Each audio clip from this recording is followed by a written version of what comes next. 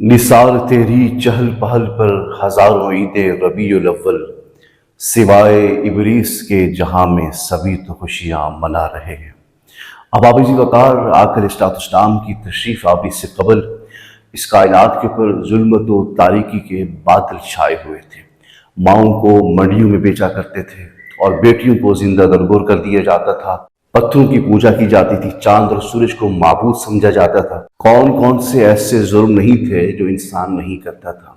جب اس کائنات کے اوپر ظلم و ستم حد سے تجاوز کر گیا، اس کائنات نے سسک سسک کر بلک بلک کر اللہ رب العزت کی بارگاہ میں جب فریاد کی، تو اللہ کریم نے اس کائنات کے اوپر ہمارے اوپر احسان عظیم فرماتے ہوئے ہمیں اپنا محبوب عطا فرمایا۔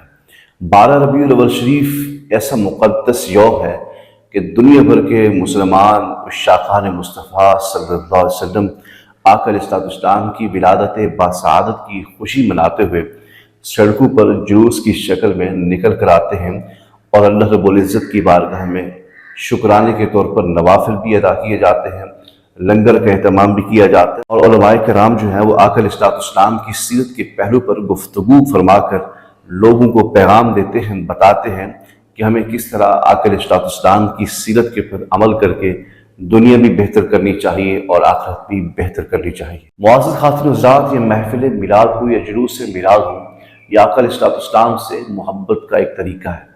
ہر شخص کا، ہر عاشق کا اپنا اپنا ایک انداز ہے کہ وہ کس طرح آقا علیہ السلام کی بارگاہ میں خراج عقیدت پیش کرتا ہے۔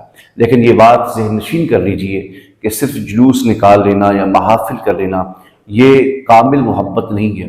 کامل محبت یہ ہے کہ جو آقا علیہ السلام کی سیرت ہے، آقا علیہ السلام کے اخلاق حسنہ ہیں، آقا علیہ السلام کی جو سنتیں ہیں، ان پہ چل کر اور عمل کر کے دنیا کو بتا دے کہ اصل میلاد یہ ہے کہ آقا علیہ السلام کی سیرت ہو، سنت ہو، شریعت ہو، اس کو سینے سے لگا کے اس کے اوپر عمل کرے۔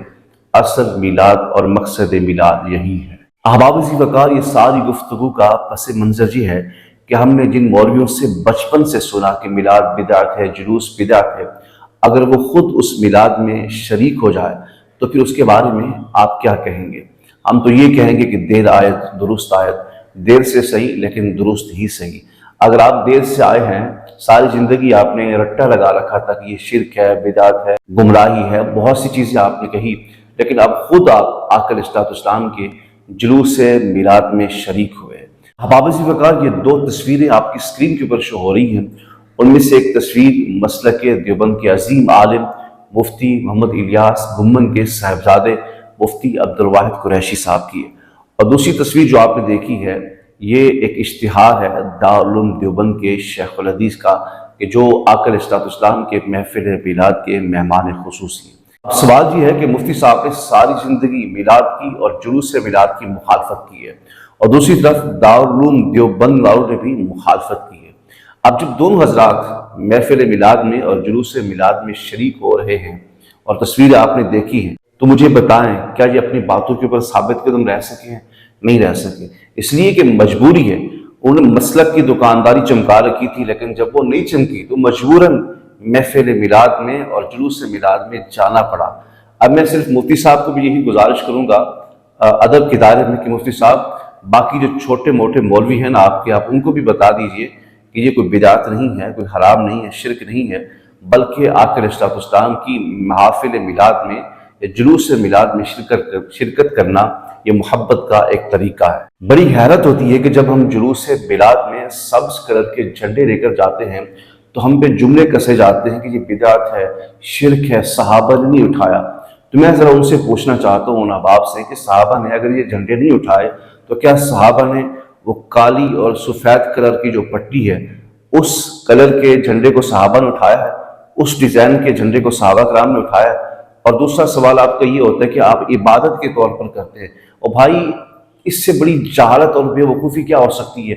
کوئی جھنڈے کی بھی عبادت کرتا ہے؟ ہم نسبت اور محبت کے طور پر اپنی ریلی کے اندر جھنڈے لے کر چلتے ہیں، عبادت نہیں ہوتی، یہ محبت کا ایک طریقہ ہے۔ اگر آپ نے اپنے مدرسوں کے اوپر، مساجد کے اوپر اور ریلیوں کے اندر سفید اور کالی لکیر والے جھنڈے لے کر نکلتے ہیں یا لگاتے ہیں تو مجھے بتائیں یہ کس صحابی نے کیا ہے، کس تابعی نے جھنڈا لگایا ایسا؟